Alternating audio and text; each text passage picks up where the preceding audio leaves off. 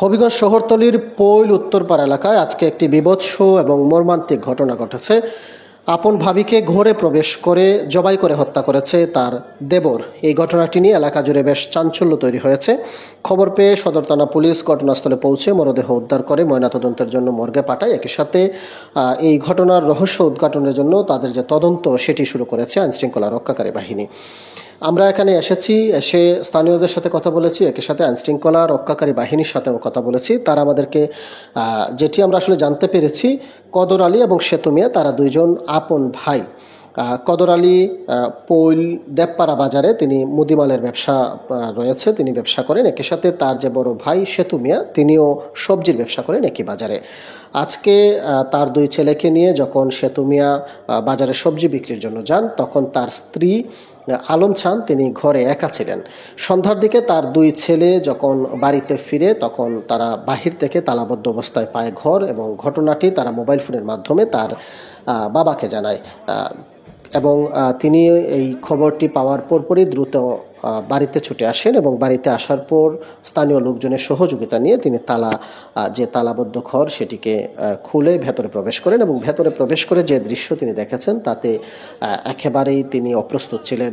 দেখতে পান যে বিছানার মধ্যে তার স্ত্রীর মরদেহ পড়ে রয়েছে।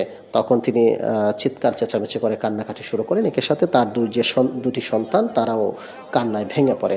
স্থানীয় লোকজন হবিগঞ্জ সদর মডেল থানায় খবর দিলে পুলিশ ঘটনাস্থলে পৌঁছায়, এবং পৌঁছানোর পর যে মরদেহ সেটি উদ্ধার করে মর্গে পাঠায়। একই সাথে তাদের যে তদন্ত সেটি শুরু করেছে। তবে একটি বিষয় জানিয়ে রাখতে হয় যে ঘাতক কদর আলী, তারা যেটি ধারণা করছেন যে কদর আলী মূলত এই হত্যাকাণ্ডটি ঘটিয়েছে, সেটি পুলিশ এবং স্থানীয় লোকজন আমাদেরকে নিশ্চিত করেছেন, এবং তার পরিবারের লোকজনও বলছেন যে কদর আলী এই হত্যাকাণ্ডের ঘটনাটি ঘটিয়েছে। ঘটনার পর থেকেই কদর আলী পলাতক রয়েছেন। এমনকি আমরা তার বাড়িতে গিয়ে যেটি দেখেছি, তার বাড়িতে কোনো সদস্য ছিলেন না, বাহির থেকে একটি তালা ঝুলছে। পুলিশ যেটি বলছে যে তাদের যে তদন্ত সেটি শুরু হয়েছে। একই সাথে যে ঘাতক কদর আলী তাকে দ্রুত গ্রেফতারের জন্য তাদের যে অভিযান সেটিও শুরু হয়েছে। একই সাথে ঘটনার যে মূল রহস্য সেটি উদ্ঘাটনের জন্য তারা কাজ শুরু করেছে। কেননা এখন পর্যন্ত নিশ্চিত হওয়া গেছে না কেন এই হত্যাকাণ্ডের ঘটনাটি ঘটেছে, কেন আসলে কদর আলী তার ভাবিকে এত নির্মমভাবে তিনি খুন করেছেন।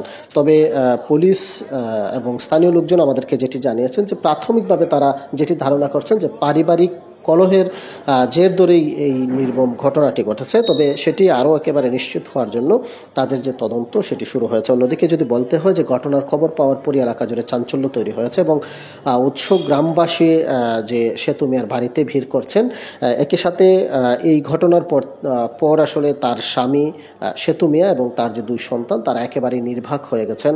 একই সাথে তার গৃহবধূর যে বাবা, তিনি আসলে বারবার কান্নায় ভেঙে পড়ছিলেন, কখনো চিৎকার করে কাঁদছিলেন, কখনো মাটিতে গড়াগড়ি করে কাঁদছিলেন। একটি দৃশ্য, এই দৃশ্যটি আসলে ভাষায় বর্ণনা করার মতো না, এবং যে নির্মম ঘটনাটি ঘটেছে সেই ঘটনাটির যেন দৃষ্টান্তমূলক শাস্তি হয়, এবং যে ঘাতক তাকে যেন দ্রুত আইনের আওতায় আনা হয় সেই দাবি গ্রামবাসী জানিয়েছেন।